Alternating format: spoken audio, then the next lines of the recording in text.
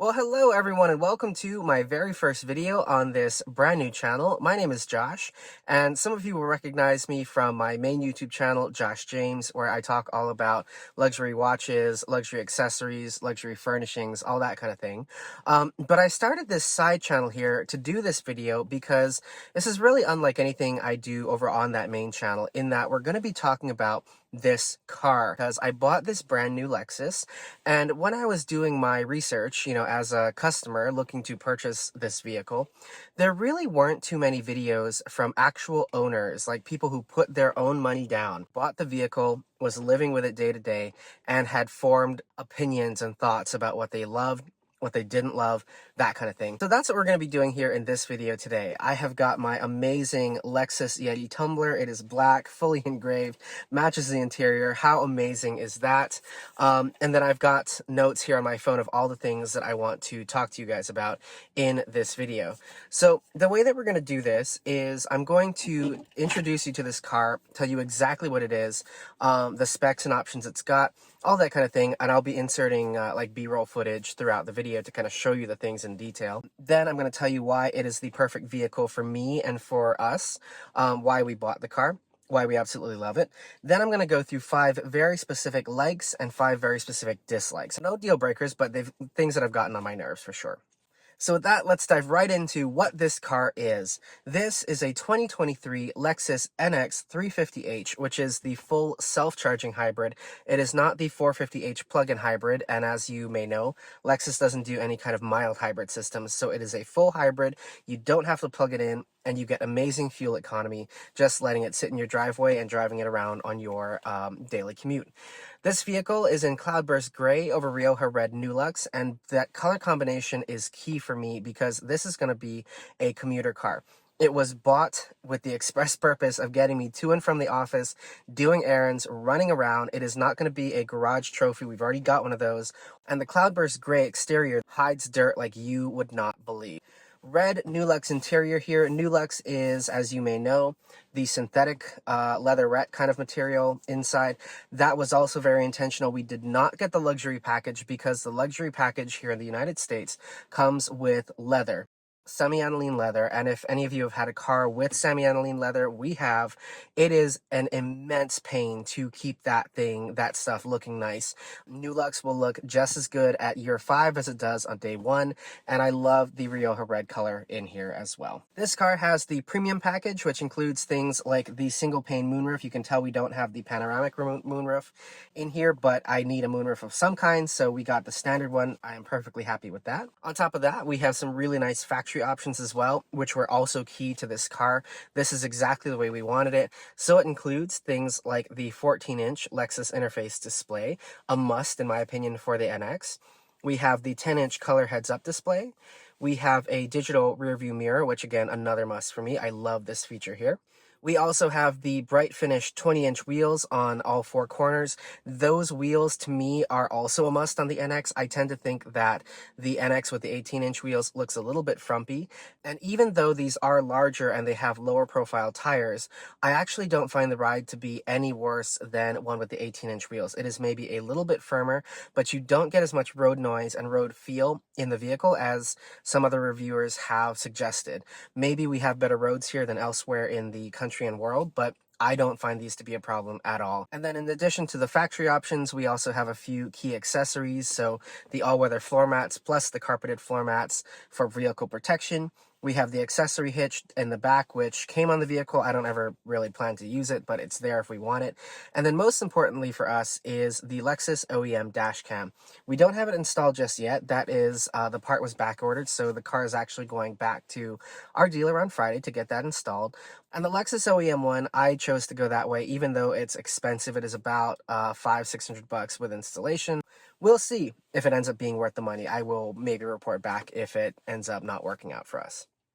So with that, let's talk about why this is the perfect car for me and for our household. Now, our household is just my husband and myself. We don't have any kids. We have a few animals, but no one who's really going to be sitting in the back seat and needing that space. The NX is relatively small, so if you have kids, I'd probably go with the RX or something bigger, but if this is just going to be the car for you and your spouse or just you yourself, this is a great size. The NX for us also joins two existing other cars that we have in our household. Behind me, sitting in the garage, is a 2020 Toyota 4Runner TRD Pro. That thing is our garage trophy. It is my baby. I bought that back in 2019. It is a 2020 model year car. Throughout the pandemic and really up until this year, I have been working from home. So it has sat in the garage for most of its life. It is 3.5 years old, but is in brand new factory showroom condition because it doesn't get driven all that much. It's only got 13,000 miles on it. And if you know anything about 4Runners hold their value like nobody's business, especially higher trim, rarer models like the TRD Pro, and especially if you keep them in exactly that kind of condition. So this car really came about because when we got recalled back to the office, I was like, I don't want to drive that thing on a daily basis. Leave it in a parking garage, leave it out in the sun, whatever the case may be. So that's why we bought this car, to have a car that we can do that with and not really worry all that much about. In addition to the 4Runner, we also have a RAV4 Prime. That is my husband's daily commuter. He does drive to work 5 days a week, and that is the perfect car for him to do it in. We love the RAV4 Prime. It is an amazing car, and I was actually looking at whether we could get a second one or not, but the RAV4 Prime is nearly impossible to get, so getting a second one was kind of out of the question. This is the perfect third car for us because we've got the dinosaur that'll go anywhere, run 1,000,000 miles, be worth its weight in gold even 10 years from now. We've got the engineering marvel with the RAV4 Prime. That car also, by the way, is still worth way more than we paid for it even 2 years on. And now we have the really comfortable, really luxurious, really premium, technologically advanced kind of daily driver, commuter, throw around car with this NX. So with all that said, let's dive into likes and dislikes. Again, I've got 5 likes, I've got 5 dislikes, so stick with me, or you can fast forward to the dislikes if that's all you want to see, but let's dive in. The first thing that I really, really like about this car is that it's a hybrid. In my opinion, there is really no other reason to buy the NX other than it being a hybrid. What I mean by that is I don't really think that the NX does anything well beyond that. Which is to say that I don't really see the point of the 250, which is literally the RAV4 engine in an NX, and the base RAV4 gas engine it has no place in a luxury car. And the 350 turbo, it is more engaging. It is sportier. It is more performance oriented, but if you're really after performance in this segment, just go get an X3 or a Q5. They're both going to feel a little bit better out on the road. None of the other options, though, in this segment, from the Europeans, the Americans, whatever, have a hybrid, like a full self-charging hybrid like this is. I always think that you should buy a car because it offers something that no one else does. And for the NX, that is the hybrid powertrain in this vehicle. Not only is it super efficient and just easy to live with, it's so reliable because it's basically what's been in the Prius for the last 20 some odd years. So Toyota has refined it to death. And at this point in time, it is just the perfect powertrain for the NX. Okay, so building on the powertrain, my second like about this car is that it is so refined. It is so pleasant and so comfortable to drive. At this point in time, again, Toyota's hybrid system has been refined to the nth degree, and then you bring in the Lexus level of, refinement and build quality and NVH and how comfortable the seats are and how just nice everything is to touch. It is such a pleasant car to drive. And we've had some really amazing cars in our history. We've had Mustangs, we've had Volvos, we've had big, powerful trucks. We've got even the 4Runner to some extent is fun to drive in its own way. But fun and pleasant don't always come together. You can have a really fun car to drive, but it can be a real chore to drive that thing as a daily driver, just running to Target or whatever. Where the NX shines, specifically the hybrid shines, is that it is so pleasant. It is so easy to live with. It is so comfortable. That is why you buy this car, because like us, maybe, you are looking for a commuter, the kind of car that you can just get in and, float on along to your next destination. Just incredibly pleasant. I mean, I could spend hours driving this car and it's never going to make me feel frustrated or fatigued in any way. It's just pleasant, and I love that about it. Okay, next up, with my third like, I love the way that this new NX looks on the outside and on the inside. It's interesting because this NX, actually, to my eye, looks like the spiritual successor to the RX from 2 generations ago. I will put a picture in the video of what I'm talking about. And it's interesting because this NX is actually a little bit out of character, in my opinion, for Lexus's current design language. When you look at what they're doing with the new RX, the 2023 RX, for example, there are a lot of details and kind of extra design flares on that new RX that don't need to be there, and in my opinion, make that car look a little bit awkward, especially the front with that serrated, like, knife edge grille or whatever it is that they're doing there. They call it the frameless spindle grille. Not my thing. I think it looks weird. I think it's going to date the car kind of badly if they move away from that.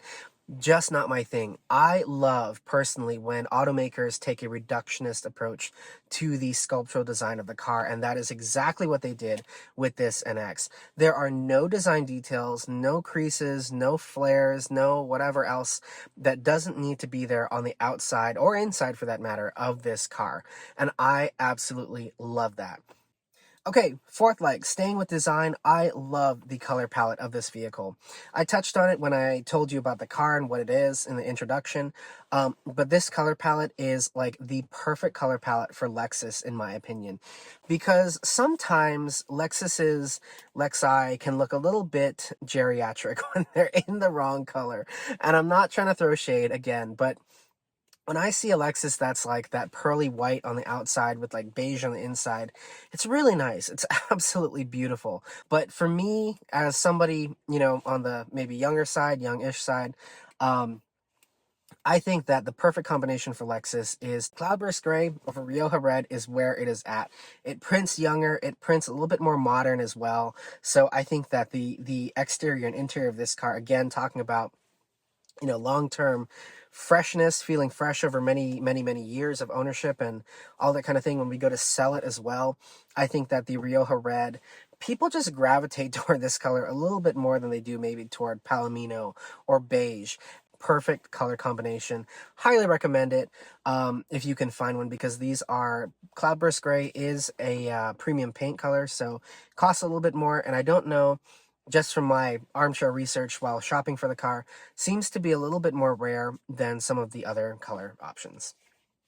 All right, and fifth and final like about the new NX is that all the technology in here feels incredibly solid, which probably shouldn't come as a surprise because this is a Toyota after all. But we've had a lot of cars, we've owned a lot of cars and driven a lot of cars in our past that have had a lot of technology in there, and from many automakers. And a lot of the technology doesn't always feel solid, even 2 to 3 years into a model run. For example, we had that Volvo XC90 with the original Sensus infotainment system, and I can tell you that system was glitchy. You had all kinds of weird UI issues. You would have all kinds of just kind of weird quirks about how it was designed and how it operated. It never really felt well thought through the way that this system from Lexus does. We recently also had or drove a Jeep Wagoneer. Technology in that car, amazing as well. But the driver display, the main, like your gauge, your digital gauge cluster, that thing froze up at least once a day. Every couple of days, it would do something funky. There was a point when I was driving, it was a rental car that we had, and the navigation just froze up. And we had this really funny, like, it was trying to show me lanes on the bottom, it was putting a map on the top, but the map was not where I was. So yeah, the technology in here, on the other hand, really, really solid. I have not had any freezes, I have not had any glitches. It's easy to figure out. There's just everything in here, even the digital review mirror, all the technology in here, digital door handles, head-up display, everything feels really, really solid. And that is a must-have. Like, that is a necessity for me with a car with this much technology. I need to feel like I can count on it when I am driving the vehicle. And with the NX, I can. So yeah, those are my likes. Those are the 5 things I really like about the NX. Now, because this video is running long and I really apologize, those of you who know me know I like to talk. Let's dive into my dislikes. And there are 5 things that I dislike about the new NX. Now, I listed technology last in my likes because I'm going to pick right back up on that in my dislikes. And The first thing I dislike about this technology, while it is solid and it does feel really solid, there are just some things that feel like they need a little bit of UX and UI love, and that's to be expected because, again, this is still a Gen 1 infotainment system, so I'm giving it a pass for now, but I would really like to see Lexus just think about the overall usability of this system. For example, getting in and out of Apple CarPlay. Now, in the Lexus UI, this left-hand rail is how we get to all the different key infotainment functions. So, CarPlay, navigation, media, phone, vehicle information, and settings. Within the Lexus UI, we use this bar to get to all the different things. And it's persistent, so if we want to go to vehicle information and then back to music, we can do that. The problem is, when we go to Apple CarPlay, the bar disappears, so there's no way to access that without going back to the UI. So let's say that I'm going to go to music and I'm going to be browsing around here, finding something to listen to, and I'm in one of the Apple CarPlay apps. What if I want to go back to the Lexus UI? Well, first I have to go back to the Apple home screen, and only from the home screen can we get back to the Lexus UI by tapping the Lexus icon. The problem is, when I go back to CarPlay now, I'm not back in music where we started. I'm actually back on the home screen because that was the last thing I did before leaving CarPlay. So you can't just jump right from one of your media screens back to the Lexus UI. You always have to go back home.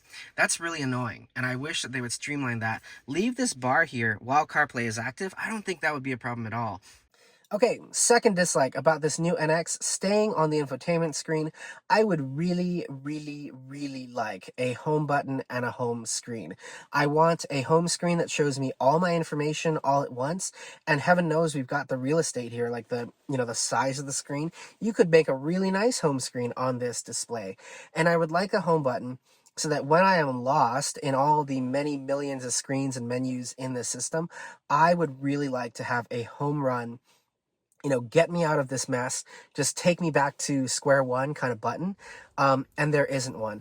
This is a really interesting infotainment system in that it works really well, but you can only really use one of these key infotainment features at a time. So along the left-hand side, you've got your kind of key vehicle functions, things like navigation, phone, media, vehicle information, and settings. But you can only be in one of those tabs or those features at one time. And this is weird because in the last generation Entune system, which directly preceded this new infotainment, and I'm going to put some footage in here from the Forerunner to show you exactly what I mean. That old system had a home screen and a home button. And I can tell you, as a Toyota owner, that that is really the only screen I ever left the Forerunner on because it was perfect. It had navigation on the left-hand side, so I could see kind of what the streets around me were at any given point. It had my audio in the upper right-hand corner, and then I think I have weather down in the lower right or something like that.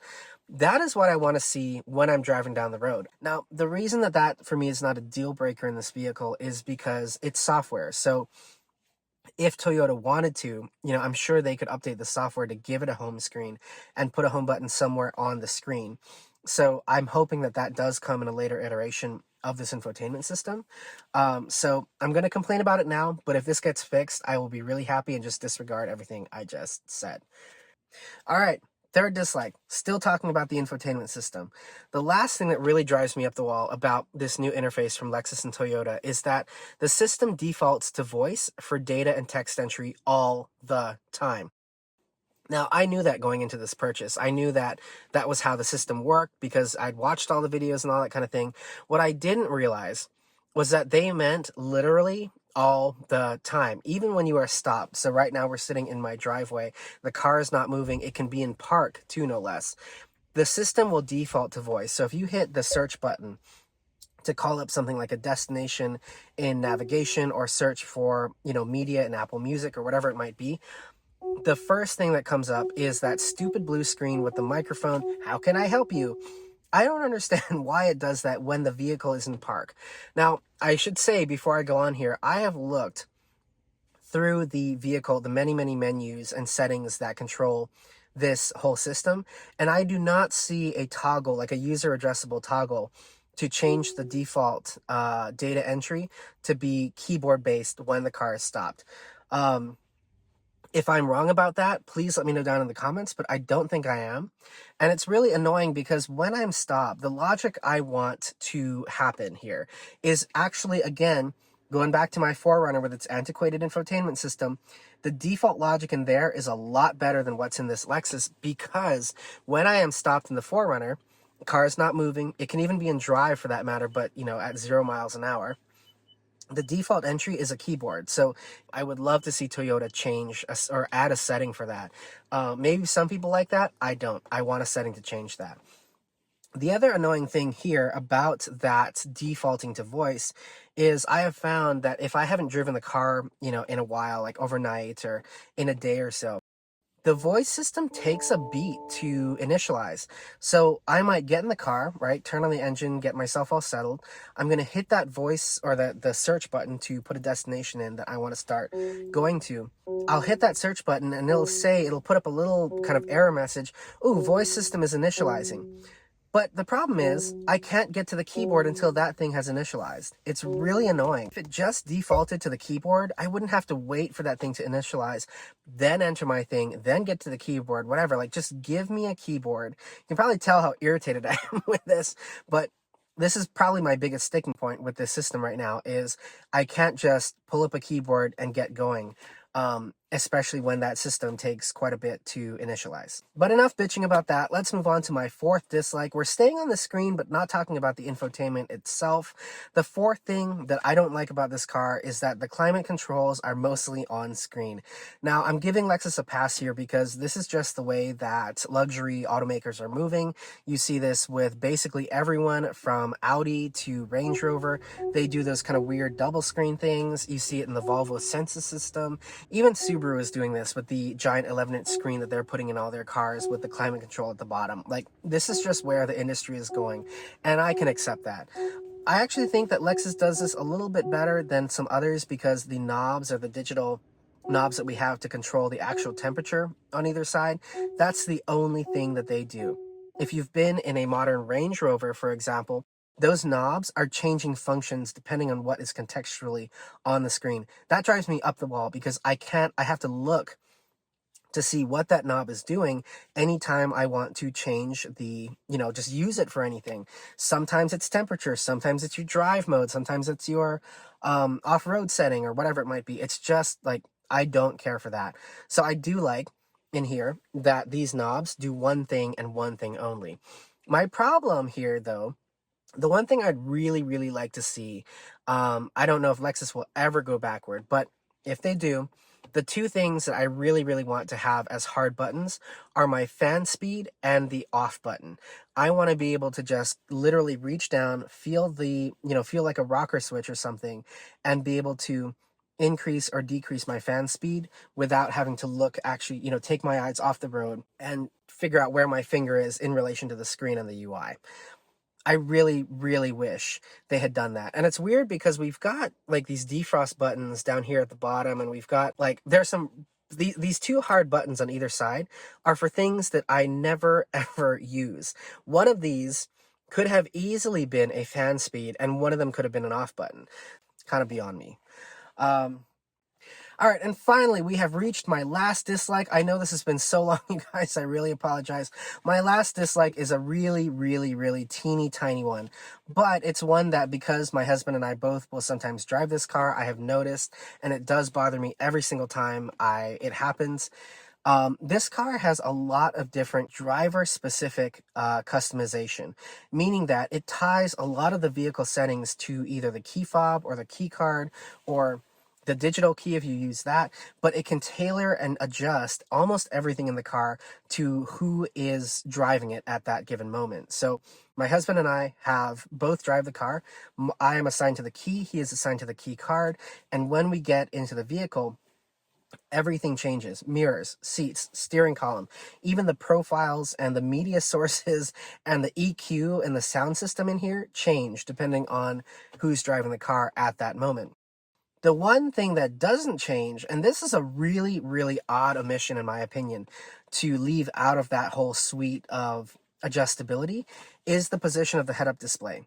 So if he's been in the car and has adjusted the HUD for his low down here driving position, I'll get in the car and everything else has changed. We're back up to my seating position. The HUD is still in the wrong place. I don't understand why that is not tied to the driver profile. It seems like a really odd omission, because literally everything else that's powered, that thing is powered. Everything else changes and adjusts to that individual driver except for that. It's one of those things that's jarring too. It's not something that's subtle that you don't notice. If you have two people of different heights or different seating positions, I guarantee you, driving the vehicle, I guarantee you that you will notice it the way that we did. So not the biggest deal. It's a first world problem. I get in the car, I'm just going to have to adjust that and, move it back up to where I want it. But it is one of those things that, again, you will notice. And it's on this list because it is one of the things that it's one of the few things I can complain about in this car that I wish they would fix. And maybe they will fix it with software later on. So yeah, that was my fifth and final dislike. I know this video has been so long. I really apologize for that, but these are all the kind of things in this level of detail that I would have wanted to know before I bought this car. I hope if you are looking at buying this car as well, that this video has helped you out. I hope this was enjoyable. I hope it was helpful. Consider giving it a thumbs up and a like, or, whatever you do on YouTube. And thank you guys for watching. I hope you have a great week, and I will talk to you soon.